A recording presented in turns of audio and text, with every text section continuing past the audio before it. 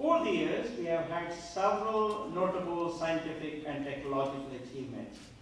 We have an example of this right in this room. I talk about Professor Raghunath Mashelkar. We have sent rockets and satellites into space. This city has played a very important role in that. Thanks to SAC, Space Application Center, we have built impressive dams and bridges. We have created a globally competitive software industry, and we have produced several famous scientists, engineers, and economists.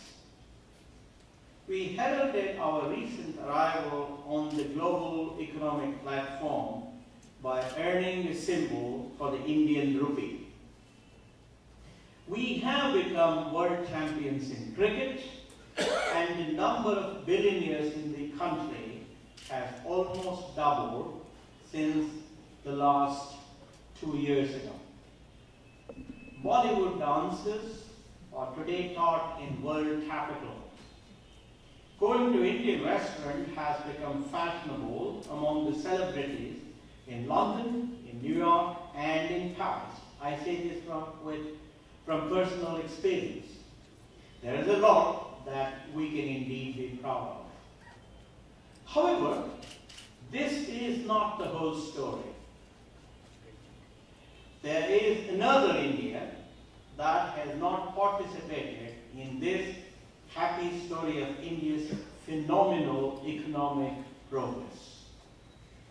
We are far from achieving the dreams of Mahatma Gandhi, Vallabhbhai Patel, Rajan Babu, and Jawaharlal Nehru of creating an India where every Indian would be provided with the wherewithal to develop and rise to his or her fullest stature, and where poverty, ill health, and ignorance would have vanished. My friends, we do have political freedom, but we still do not have freedom from hunger, illiteracy, and diseases. Let me give you a few statistics about this less fortunate India. While India accounts for 1/6 of the world's total population, India does not even figure among the top 100 nations in the Human Development Index rankings. We are 119 on the ranking. We may contest that, but this is what the whole world goes by. In a nation of 1.2 billion people, only 66% of our people are literate. About 420 million people who are poor, according to my friend Tendulkar, live in 8 states alone. About 350 million Indians do not have access to safe drinking water that you and I are used to. Almost 250 million people do not have access to basic medical care. More than 700 million people do not have access to decent sanitation facilities.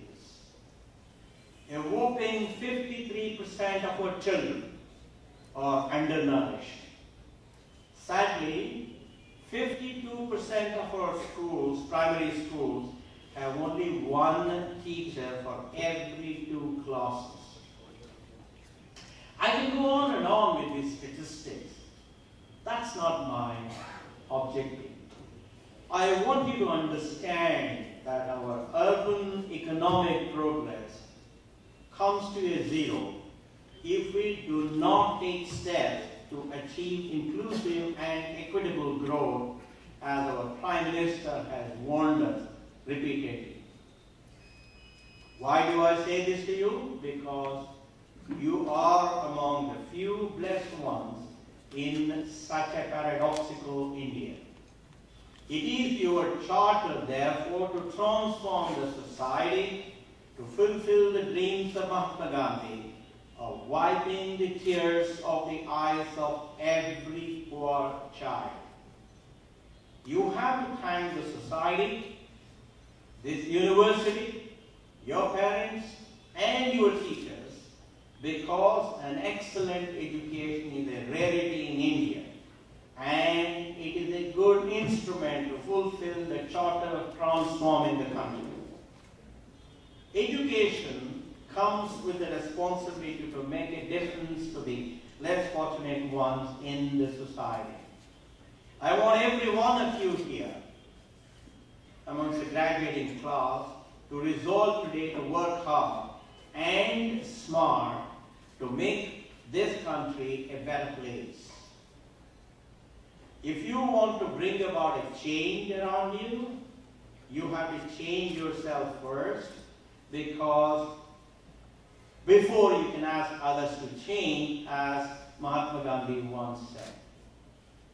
Can we indeed transform our country, which seems so difficult, so paradoxical? My answer is an unequivocal yes. You know why I am so confident? Because I have tremendous confidence in the power of youth, their energy, and their determination and confidence to achieve what is clearly plausible but appears impossible. Therefore, if you commit to being a participant in transforming this country towards inclusive prosperity, I am confident that it will indeed happen. However, let me warn you that the journey is not going to be easy.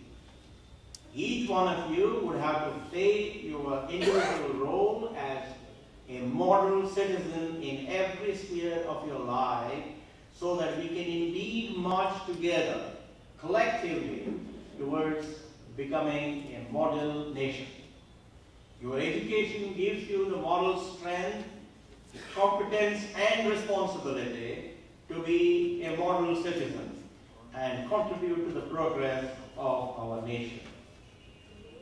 Let me now talk about a few essential attributes of a model citizen of a civilized society in these modern times, and the responsibility that each model citizen has towards building a great future for this nation. First, you need high aspirations. Aspirations build civilizations. Aspirations energize us to overcome limitations posed by the context.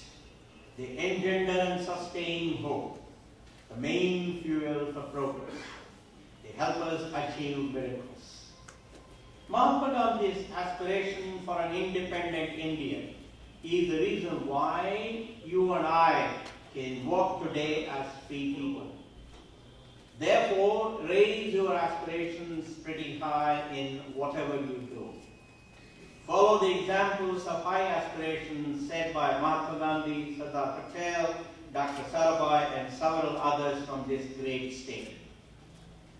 Second, confidence is extremely important for progress. Confidence comes from openness to competing ideas. The ability to accept, evaluate, and adopt new ideas is what will separate the successful ones amongst us, and I hope every one of you will be one such example, from the not so successful. We have therefore to shun any thoughts and ideas that take us towards communalism, jingoism, chauvinism, and parochialism. In these days of an interconnected global village, no nation desiring decent economic progress should isolate herself from outside.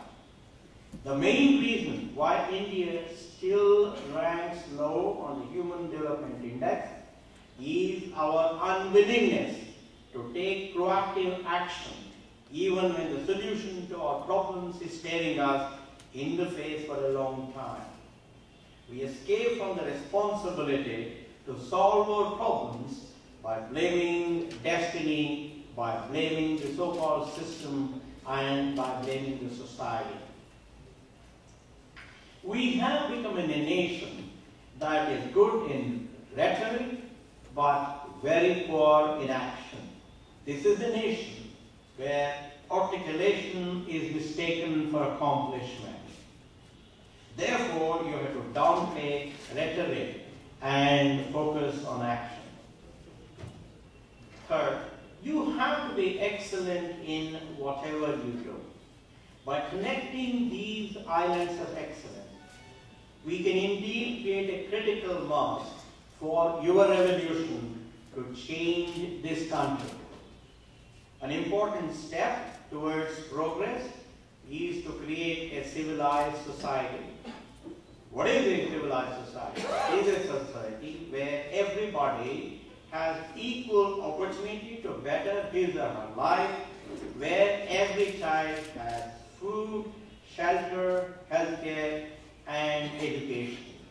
In such a society, my friends, I want you to remember that duties come before rights, and the good of the society comes ahead of the good of the individual. Of course, this will lead to the betterment of the individual in the longer term. Such a society will indeed, as I said before, bring betterment to the individual in the long run. Therefore, please learn to put the interests of a public institution, the country, your state, your city, your community, your institution, or your company ahead of your personal interest in any transaction. This is the most important principle that the citizens of